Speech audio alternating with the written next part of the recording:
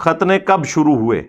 یہ صحیح بخاری میں موجود ہے کہ سب سے پہلے جو حضرت ابراہیم علیہ السلام کو یہ حکم آیا، انہوں نے 80+ ان کی ایج تھی تو انہوں نے تیشے کے ساتھ اپنے ختنے کیے تھے۔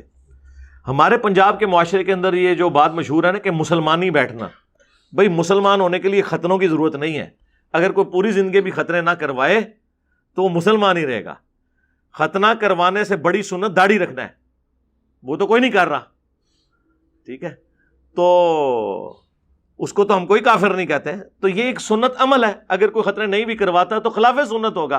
یہ مسلمانی کے ساتھ اس کا کوئی تعلق نہیں ہے۔ مسلمان ہونے کے لیے جو چیزیں ضروری ہیں وہ عقیدہ توحید، عقیدہ رسالت، ختم نبوت اور عقیدہ آخرت ہے، لہٰذا اس سے کوئی فرق نہیں پڑتا۔ یہ بعد میں حکم آیا ہے ظاہر ہے، اور اب ہماری چونکہ دین ابراہیمی ہے تو بخاری مسلم دونوں میں حدیث موجود ہے کہ 5 چیزیں فطرت سے ہیں: ختنہ کروانا، مونچھوں کو پست کرنا، غیر ضروری بال بغلوں کے اور زیر ناف بالوں کو کرنا، اور ناخن کا کاٹنا۔ یہ 5 چیزیں فطرت میں، یعنی اللہ تعالیٰ نے یہ نیچر میں رکھی ہیں کہ یہ آپ نے کرنا ہے، یہ ہماری صفائی کا حصہ ہے۔ اور صحیح مسلم میں 10 چیزیں فطرت میں آئی ہیں، ان میں ایک داڑھی بڑھانا بھی ہے، ٹھیک ہے۔ داڑھی کو کبھی داڑھی رکھنے والے کو آج تک کسی عورت نے کہا کہ یہ مسلمانی بیٹھ گیا ہے؟ الٹا عورتیں اپنے بچوں کو کہتی ہیں کہ تم نے داڑھی رکھ لی تو میں دودھ نہیں بخشاں گی، تو میرا حکم نہیں منیا۔ ان سے پوچھیں کہ ماں باپ تو اپنے چکروں میں تھے، اولاد ہو گئی، ماں باپ کی کیا کنٹریبیوشن ہے اولاد کی دنیا میں آنے میں؟ کسی کو کوئی اختیار ہے؟ مجھے بتائیں۔ اس کے بعد ان کے اوپر یہ حق جتانا کہ وہ اللہ جس کی مہربانی ہے، جس نے ہمیں ساری نعمتوں سے نوازا ہے، اس کے مقابلے پہ ماں کھڑی ہو کے کہ میں دودھ نہیں بخشوں گی جب تک تو اللہ کے نبی کی نافرمانی نہیں کرتا، اللہ کے ساتھ باغی نہیں ہوتا اور میرا حکم نہیں مانتا۔ یہی کہہ رہی ہے نا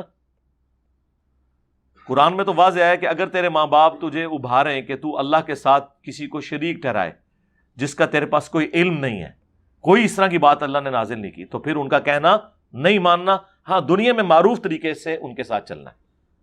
تو شرک صرف یہ نہیں ہے کہ بتوں کے آگے جھک جائے، کوئی قبروں کے آگے جھک جائے۔ شرک اللہ کے مقابلے پہ جتنی چیزیں وہ طاغوت ہیں۔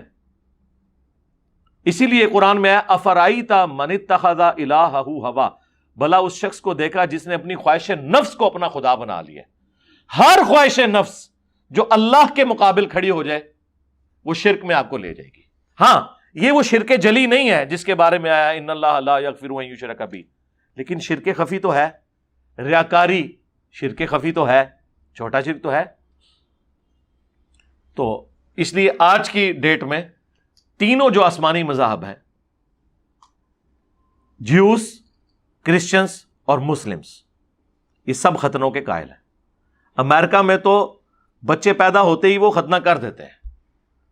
اب تو خیر سائنٹیفکلی بھی زیادہ صفائی کے پوائنٹ آف ویو سے یہ چیز ثابت ہو چکی ہے کہ ختنوں والا جو معاملہ ہے یہ زیادہ صفائی اور ستھرائی کا معاملہ ہے۔